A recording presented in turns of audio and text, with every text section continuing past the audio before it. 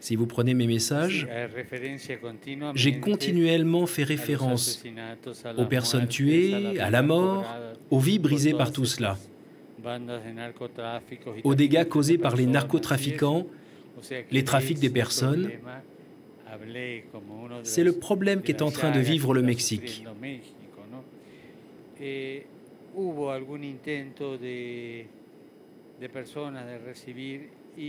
Eran muchos grupos, incluso contrapuestos entre ellos, con luchas internas. Entonces, yo preferí decir que J'aurais voulu recevoir des personnes, mais il y avait tant de groupes, alors j'ai préféré les retrouver lors de la messe à Ciudad Juárez.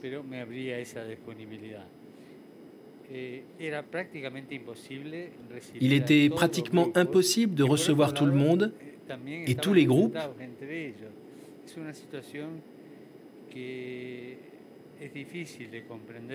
C'est une situation difficile à comprendre, mais je crois que la société mexicaine est victime de tout ça. Les crimes, l'appauvrissement, l'écart de tous ces gens que l'on peut constater sur place.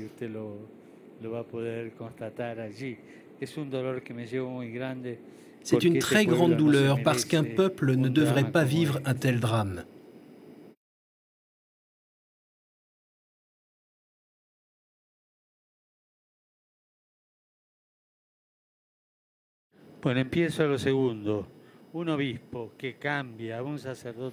Un évêque qui déplace un prêtre dans une autre paroisse, quand il sait qu'il s'agit d'un cas de pédophilie, est un inconscient et mérite de présenter sa démission. Est-ce clair? Ensuite, à propos de l'affaire Maciel, permettez-moi de rendre un hommage. S'il y a un homme qui a lutté avec force, qui a eu un grand engagement,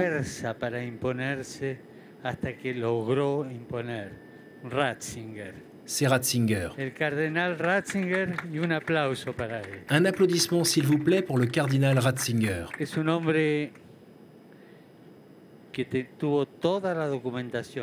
C'est un homme qui avait tous les dossiers en tant que préfet de la Congrégation pour la doctrine de la foi.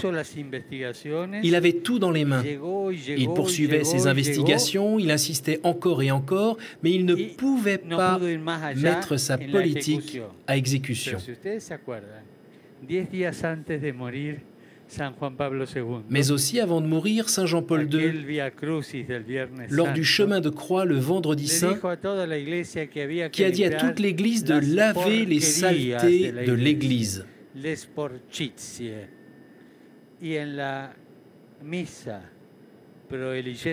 Lors de la messe pour élire le pape, il n'était pas sot, il savait qu'il était candidat. Et pourtant, il a eu le courage de prendre position.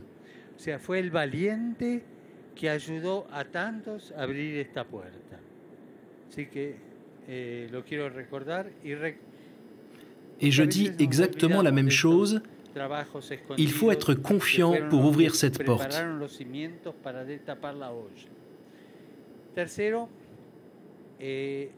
Estamos trabajando bastante.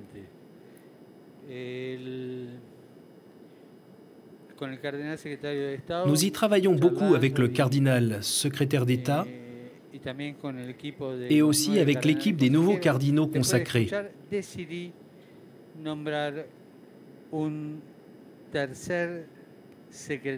Nous voulons nommer un troisième secrétaire au tribunal à la doctrine de la foi pour qu'il soit uniquement en charge de ces cas. Étant donné que la congrégation a déjà beaucoup à faire avec le reste. En plus, on a constitué le tribunal d'appel, présidé par Monseigneur Chicluna. Il est en train d'étudier les cas de deuxième instance.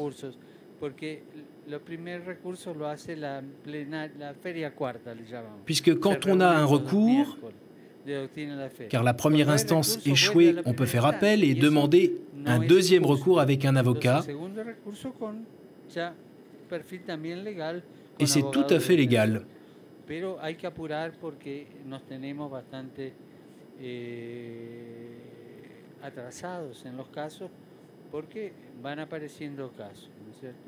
Et on se rend compte qu'il y a de plus en plus de cas. Troisièmement, une autre chose sur laquelle nous travaillons bien est la commission pour la protection des mineurs. Ce n'est pas strictement réservé au cas de pédophilie, mais il s'agit de toute la protection des mineurs. Je me suis retrouvé une matinée entière avec 6 d'entre eux, 2 Allemands, 2 Irlandais et 2 Anglais. Des maris et des femmes qui ont été abusés.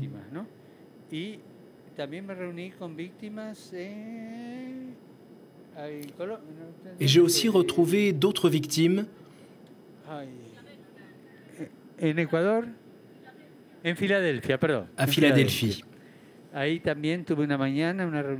Nous avons eu une réunion avec les victimes, une matinée. Et le travail avance, grâce à Dieu.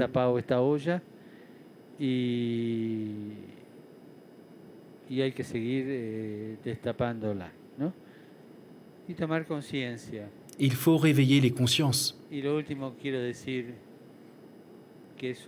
Et en dernier, je souhaite dire que c'est une monstruosité qu'un prêtre consacré s'en prenne à un enfant de Dieu.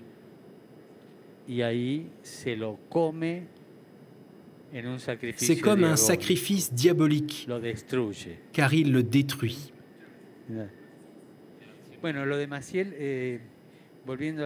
Dans le cas de Maciel, j'ai pris en charge la congrégation et le gouvernement de la congrégation est à demi sous contrôle. Et le supérieur général est choisi par le chapitre général et le vicaire est nommé par le pape. 2 conseillers généraux sont élus par le conseil général et les 2 autres par le pape. Ainsi, nous pouvons réviser ce qui était fait avant.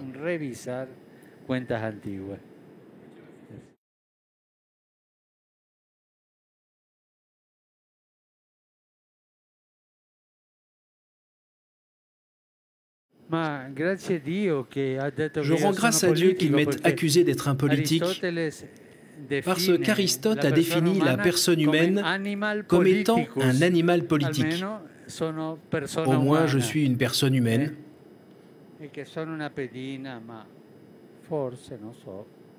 Est-ce que je suis un instrument? Peut-être, je ne sais pas. Je laisse cela à votre jugement, à celui des gens. Mais une personne qui pense avant tout à faire des murs, où qu'il se trouve, et non des ponts, n'est pas chrétien.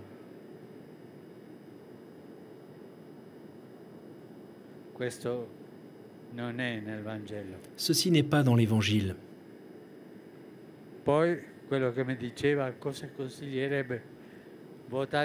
Si je reprends votre question sur voter ou ne pas voter, moi, je ne m'immisce pas.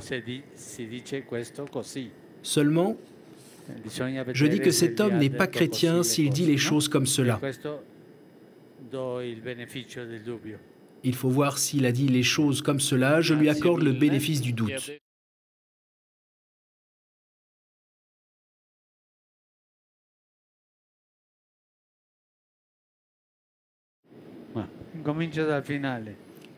Je vais commencer par la fin de vos questions. Moi, je serai présent spirituellement et avec un message.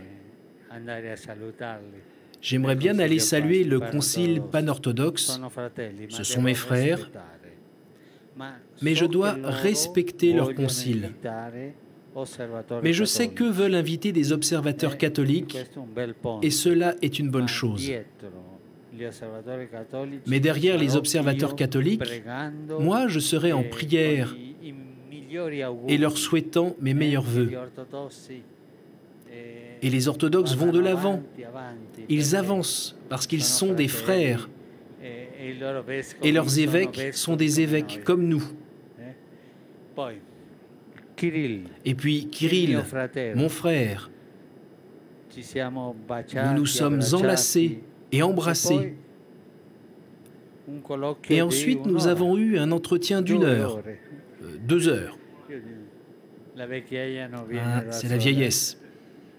2 heures donc, où nous avons parlé comme des frères, sincèrement. Et personne ne sait ce dont nous avons parlé, si ce n'est ce qui a été dit publiquement à la fin des choses que nous ressentons. Et troisièmement, cet article, cette déclaration sur l'Ukraine. Quand j'ai lu cela, j'étais un peu préoccupé.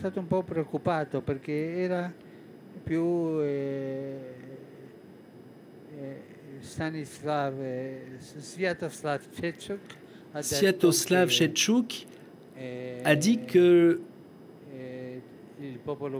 le peuple ukrainien, beaucoup d'Ukrainiens, se sentent profondément déçus et trahis. Mais avant tout, je connais bien Sviatoslav Shevchuk. Car à Buenos Aires, pendant 4 ans, nous avons travaillé ensemble. Quand il a été élu à 42 ans, c'est un homme bon, il a été élu archevêque majeur de Kiev. Il est retourné à Buenos Aires pour prendre ses affaires. Il est venu chez moi, il m'a fait un cadeau, une icône, petite comme ça, de la Madone de la tendresse. Et il m'a dit, elle m'a accompagné toute ma vie, je veux te la donner à toi qui m'as accompagné pendant ces 4 années. C'est une des choses de cette époque que j'ai fait rapporter de Buenos Aires pour la mettre dans mon bureau. Donc, c'est un homme que je respecte, dont je suis très proche. On se tutoie. C'est pourquoi cela me semble un peu étrange. Car je me rappelle quelque chose que je vous ai dit à vous. Pour comprendre un communiqué, une déclaration, il faut chercher l'herméneutique de l'ensemble. Quand a-t-il dit cela? C'est tiré d'une déclaration du 14 janvier.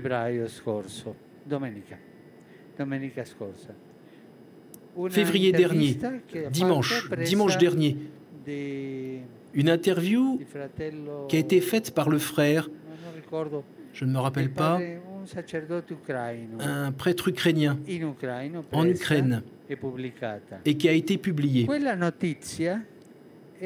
Ce communiqué, l'interview, est d'1 page ou 2 environ. Enfin, un peu plus de 2. Cette déclaration est tirée de l'antépénultième d'un tout petit paragraphe.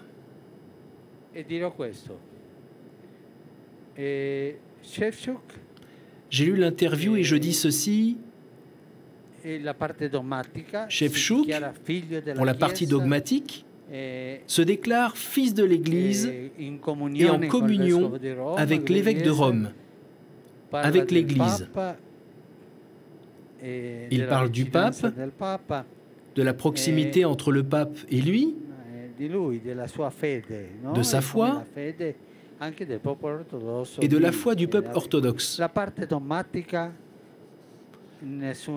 La partie dogmatique, sans difficulté, est orthodoxe dans le bon sens du terme, c'est-à-dire que c'est une doctrine catholique. Ensuite, comme dans l'interview que nous sommes en train de faire par exemple, chacun a le droit de dire ses préoccupations. Cela, il ne l'a pas fait sur la rencontre, parce que la rencontre est une chose bonne. Et nous devons aller de l'avant.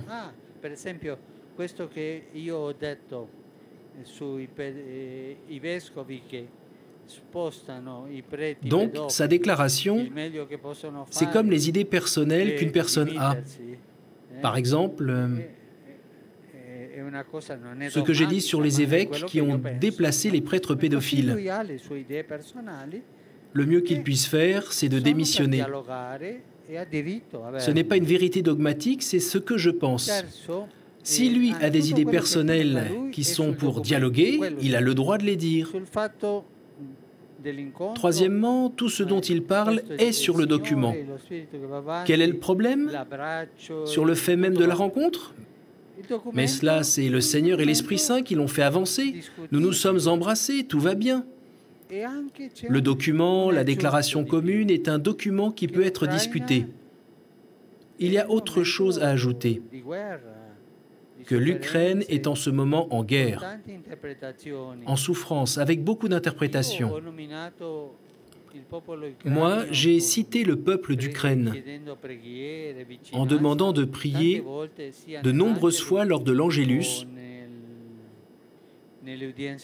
ou lors de l'audience du mercredi, et je leur ai fait part de ma proximité. Mais le fait historique d'une guerre vécue comme, je ne sais pas, chacun a son avis sur qui a commencé la guerre, comment on fait. Et il est évident que c'est un problème historique et également un problème personnel inhérent à ce pays. Il parle de la souffrance. Et là, moi, j'inclus ce paragraphe. On comprend que les fidèles, parce que de nombreux fidèles m'ont dit ou m'ont écrit qu'ils étaient profondément déçus et trahis par Rome, on comprend que le peuple, dans cette situation, ressente les choses ainsi, non? Ce document est discutable, mais c'est un écrit.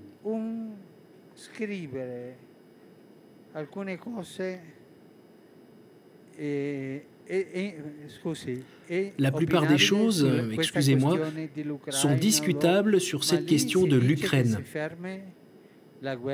Mais là, on dit de stopper la guerre et que l'on aille vers un accord. Et moi, personnellement,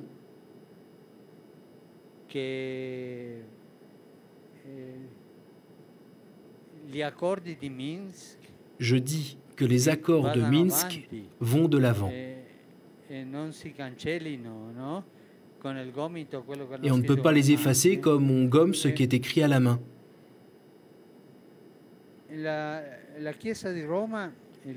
Et l'Église de Rome, le pape, a toujours dit « cherchez la paix ». J'ai reçu les deux présidents, c'est la vérité, n'est-ce pas?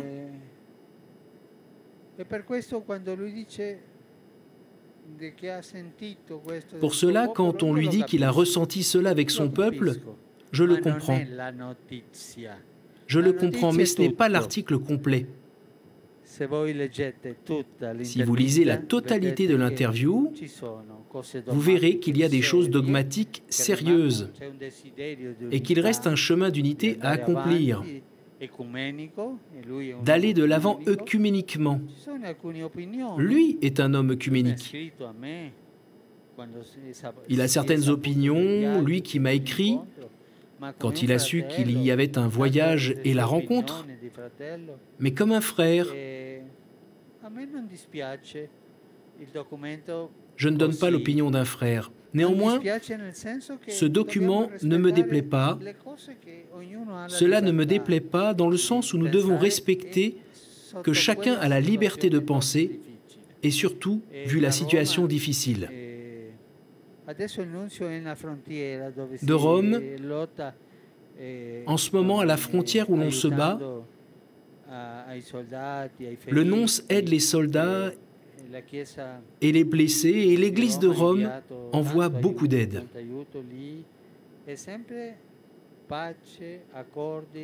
La paix est à portée de main si les accords de Minsk sont respectés. Cela, c'est l'essentiel. Dès lors, il ne faut pas s'effrayer avec une phrase. Ça, c'est une leçon, car une information doit être interprétée comme l'herméneutique de l'ensemble et non pas d'une seule partie.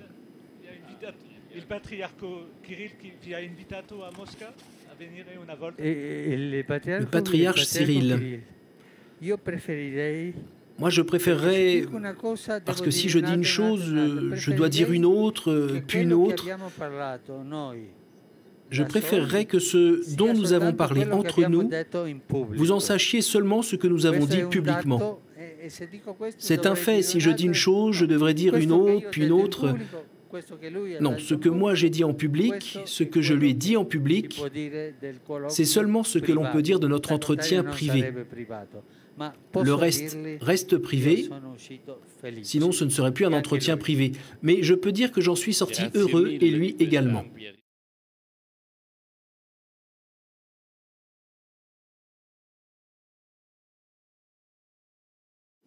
Prima di tutto, io non so come stanno le cose. Avant tout, je ne sais pas comment sont les choses dans le Parlement italien. Le pape ne s'immisce pas dans la politique italienne.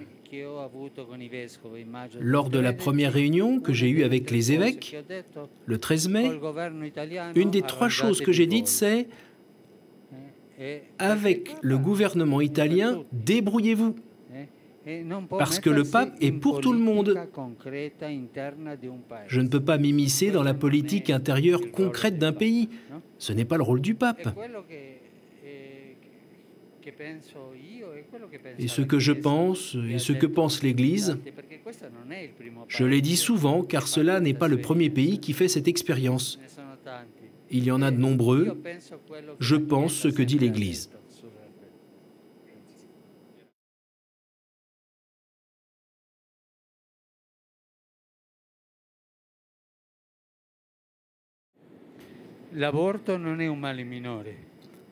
L'avortement n'est pas un moindre mal, c'est un crime.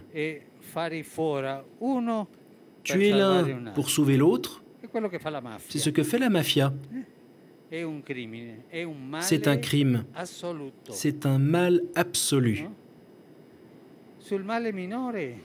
Sur le moindre mal, à propos d'éviter la grossesse, on parle en termes de conflit entre le 5e et le 6e commandement. Paul VI, le Grand, dans une situation difficile en Afrique, a permis à des religieuses d'utiliser des contraceptifs,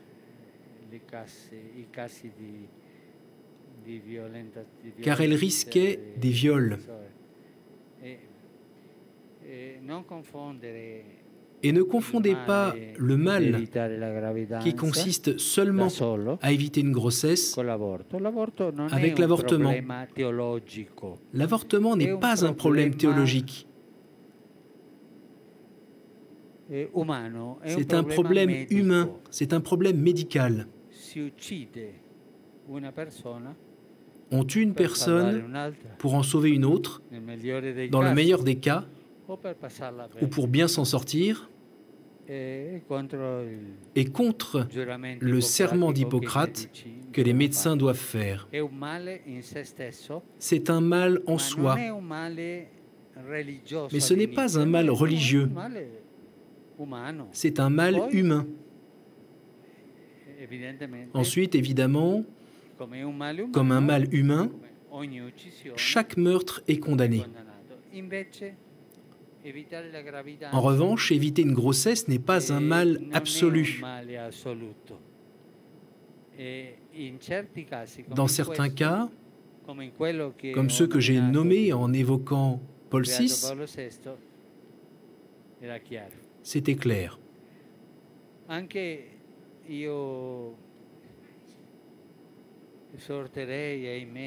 Également, moi, je veux encourager les médecins à tout faire pour trouver aussi bien un vaccin que les moyens de soigner ceux qui portent ce mal, n'est-ce pas? Cela, on doit le travailler.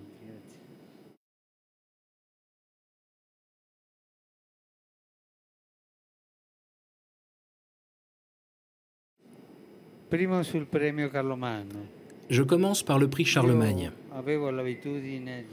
J'avais pour habitude de ne jamais accepter les honneurs, les médailles, et ce depuis toujours.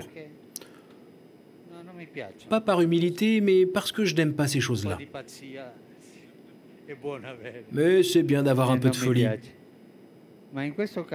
Je n'apprécie pas cela, mais cette fois-ci, je ne dis pas que j'ai été forcé, mais convaincu par le saint et théologique entêtement du cardinal Casper,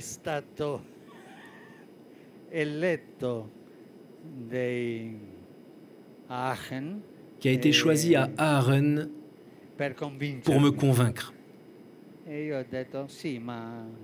Alors j'ai dit oui, mais au Vatican. Et ensuite, j'ai dit que je l'offrais pour l'Europe,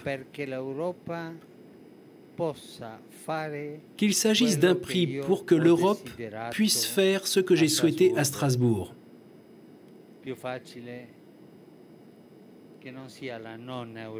Que l'Europe ne soit pas une grand-mère, mais une mère. La maman Europe.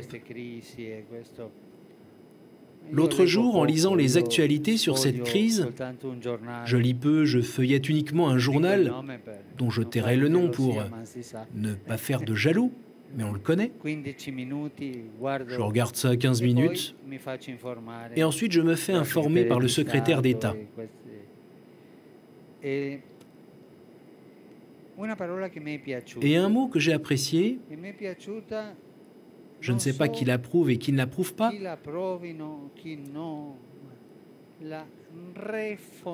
mais c'est le mot « refondation de l'Union européenne ». J'ai pensé aux pères, les grands, mais aujourd'hui où sont les Schuman, les Adenauer?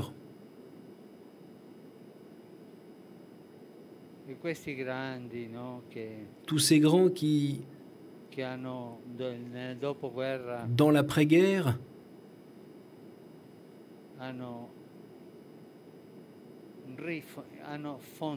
ont fondé l'Union européenne. Et j'aime cette idée de la refondation.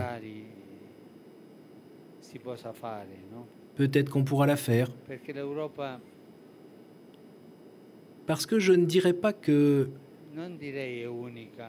l'Europe est unique, mais elle a une force, une culture et une histoire qu'il ne faut pas gâcher. Et nous devons tout faire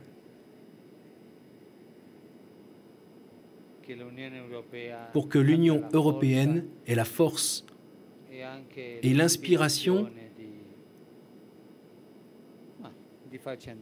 de nous faire aller de l'avant. C'est ce que je pense.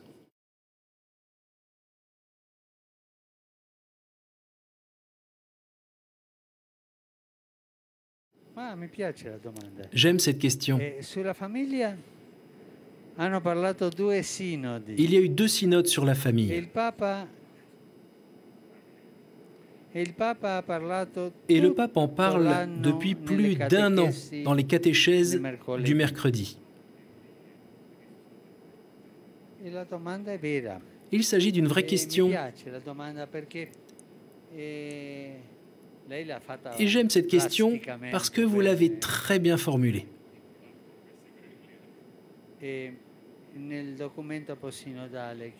Dans le document post-synodal qui sortira peut-être avant Pâques,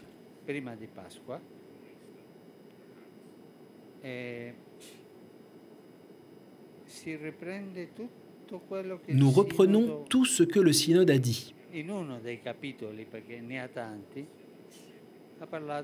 Dans un des chapitres, parce qu'il y a beaucoup de choses à dire, on parlera donc des conflits, des familles blessées, de la pastorale de ces familles blessées. C'est l'une des préoccupations, tout comme une autre, est la préparation au mariage. Imaginez que pour devenir prêtre, il faut 8 années d'études, de préparation. Et ensuite, si après un certain temps tu n'y arrives pas, tu peux demander à être dispensé et tu t'en vas. Et tout va bien. Au contraire, pour faire un sacrement qui va durer toute la vie, il suffit de 3 ou 4 soirées de formation. La préparation au mariage est très importante, très très importante.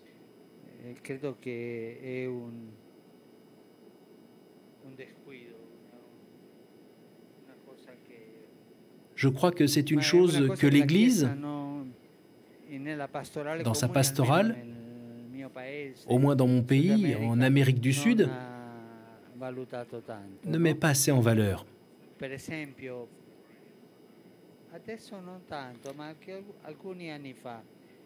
Aujourd'hui, c'est différent, mais il y a quelques années, dans mon pays,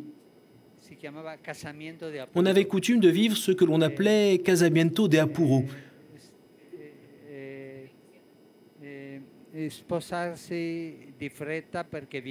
Se marier à la va-vite parce que le bébé est en route. C'était pour préserver socialement l'honneur de la famille.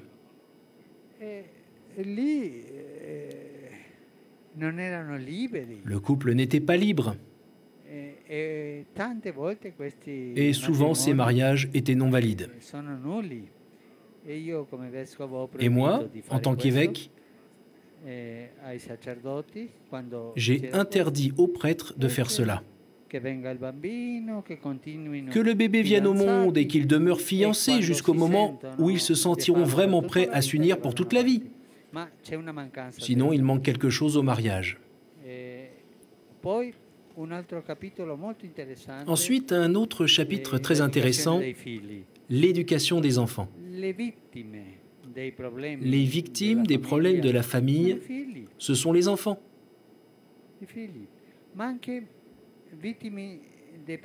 Mais ils sont aussi les victimes des problèmes de la famille, auxquels ni le mari ni la femme ne peuvent rien. Par exemple, la nécessité de travailler, qui fait que le papa n'a pas de temps libre pour parler avec ses enfants, ou quand la maman n'a pas le temps de parler avec ses enfants. Lorsque je confesse un couple qui a des enfants, je leur demande « Combien d'enfants avez-vous » Et certains prennent peur parce qu'ils se disent que le prêtre va leur demander pourquoi ils n'en ont pas davantage.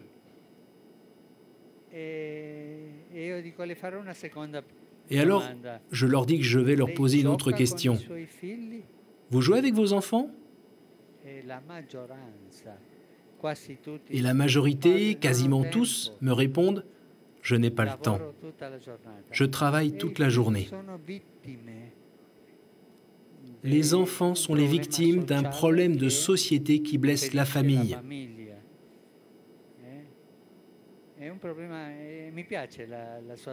J'aime beaucoup votre question. Une troisième chose intéressante, lors de la rencontre avec les familles à Morelia, à Tuxtla,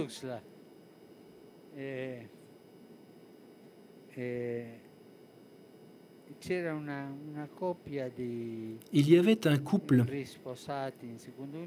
de divorcés remariés intégrés dans la pastorale de l'Église. Un mot-clé qui a été utilisé lors du synode et que je vais reprendre,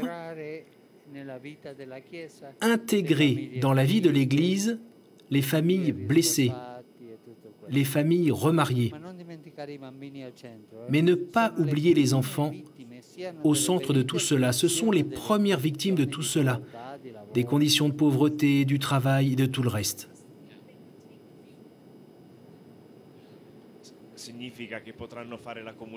Ils pourront communier.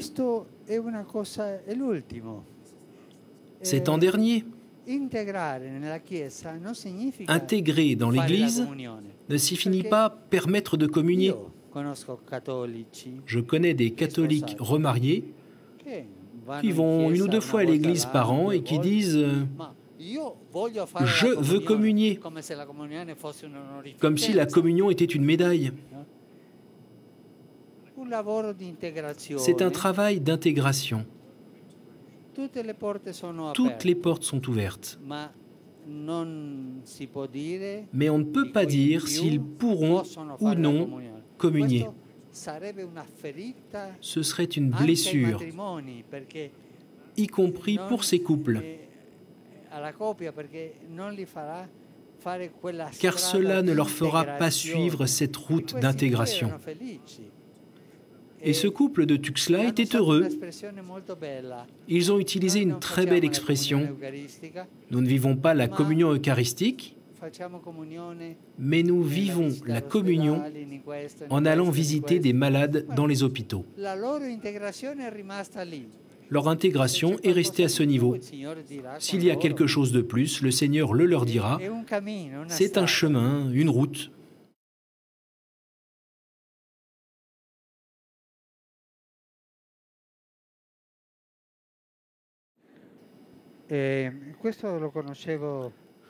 Je connaissais cette relation d'amitié entre Saint Jean-Paul II et cette philosophe quand j'étais à Buenos Aires.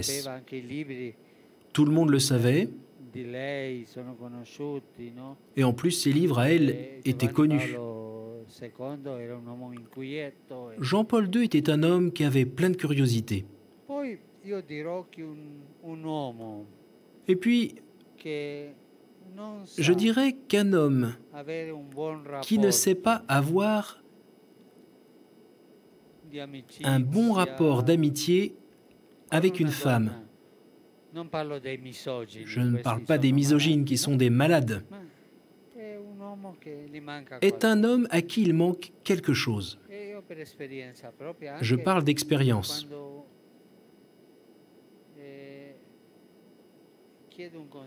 Même quand je demande un conseil, je demande à un collaborateur, à un ami, j'aime aussi entendre l'avis d'une femme. Elle te donne tellement de richesse. Elle regarde les choses d'une autre façon. Il me plaît de dire que la femme est celle qui construit la vie dans son sein. Et c'est une comparaison que je fais, qui a ce charisme de te donner de quoi construire. Une amitié avec une femme n'est pas un péché, juste une amitié. Mais un rapport amoureux avec une femme qui n'est pas ta femme est un péché, compris? Mais le pape reste un homme. Il a aussi besoin de la pensée des femmes. Et le pape aussi a un cœur qui peut vivre une amitié saine, sainte avec une femme. Il y a eu des saints qui ont été amis comme François d'Assise et Claire, Thérèse et Jean de la Croix. Il ne faut pas s'en inquiéter. Mais les femmes ne sont pas encore assez bien considérées. Nous n'avons pas encore totalement compris le bien qu'une femme peut apporter à la vie du prêtre et à celle de l'Église. Je veux parler du conseil, de l'aide, de la saine amitié.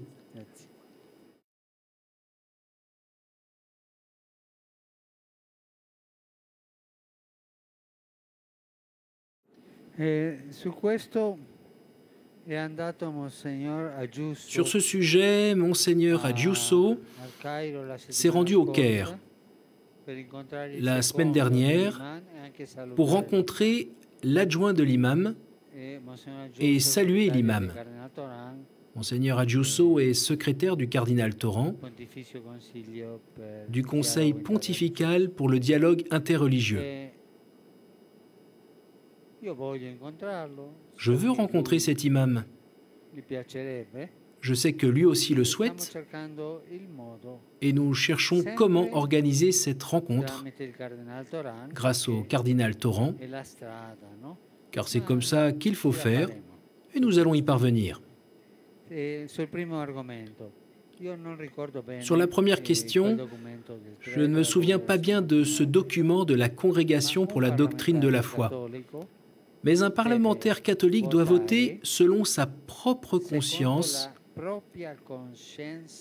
bien formée.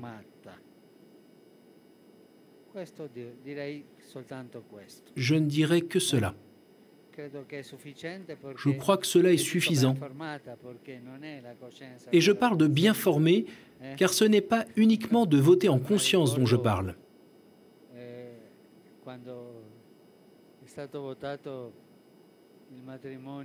Je me souviens quand ils ont voté une loi sur le mariage des personnes de même sexe à Buenos Aires.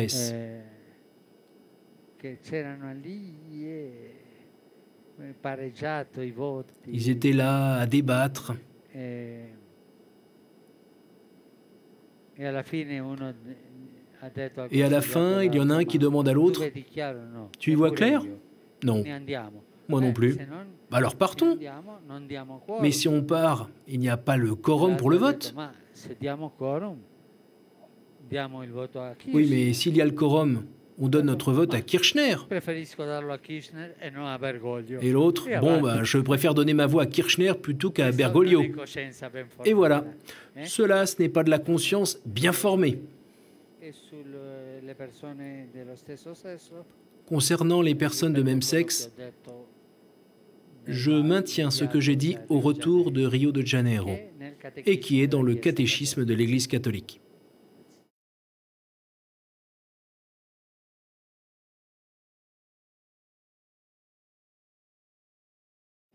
La Chine. La Chine. Andare là. Mi piace tanto. Me rendre là-bas me plairait tellement.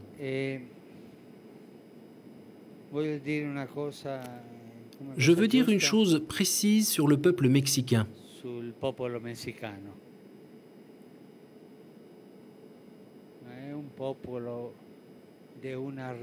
C'est un peuple d'une grande richesse, d'une très très grande richesse.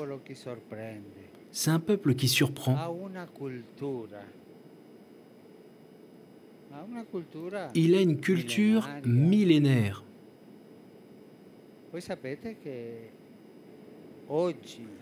Vous savez qu'aujourd'hui, au Mexique, on parle 65 langues, en prenant en compte les langues indigènes.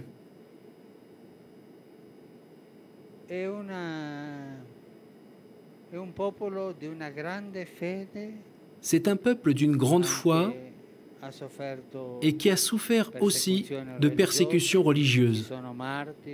Il y a des martyrs, je vais en canoniser 2 bientôt, 2 ou 3. Et c'est un peuple, on ne peut pas l'expliquer. Parce qu'un peuple, on ne peut pas l'expliquer simplement parce que le mot peuple n'est pas une catégorie logique, mais une catégorie mythique. Et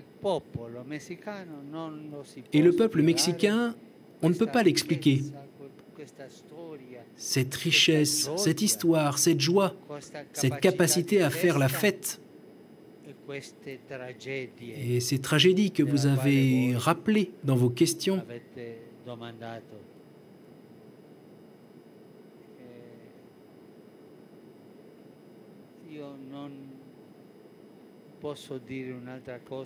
Je peux ajouter autre chose. L'unité que ce peuple a réussi à maintenir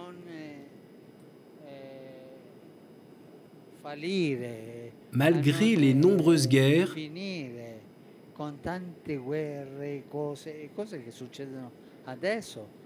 ou avec ce qui se passe aujourd'hui. À Ciudad Juárez, il y a une trêve de 12 heures pour la durée de ma visite. Ensuite, les trafiquants ont repris le combat entre eux. Mais le peuple mexicain conserve malgré tout sa vitalité. Il le fait grâce à Notre-Dame de Guadalupe. Je vous invite à vous pencher sérieusement sur ce qui s'est passé à Guadalupe. La Sainte Vierge est présente là-bas. Je n'ai pas d'autre explication. Et ça serait bien que vous, les journalistes, il existe tant de bons livres qui expliquent cette peinture miraculeuse et ce qu'elle signifie. Et ainsi, nous pourrons comprendre ce peuple si grand, si beau.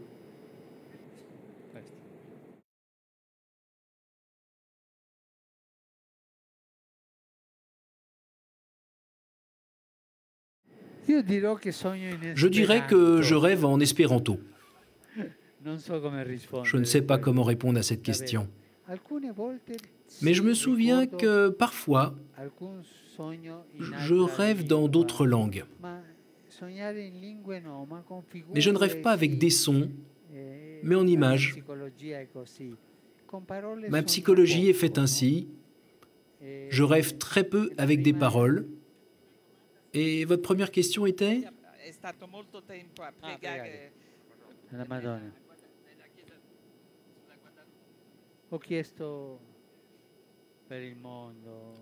J'ai prié pour le monde, pour la paix, tant de choses.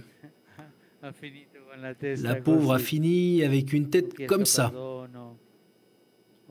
J'ai demandé pardon, que l'Église croisse sainement. J'ai prié pour le peuple mexicain.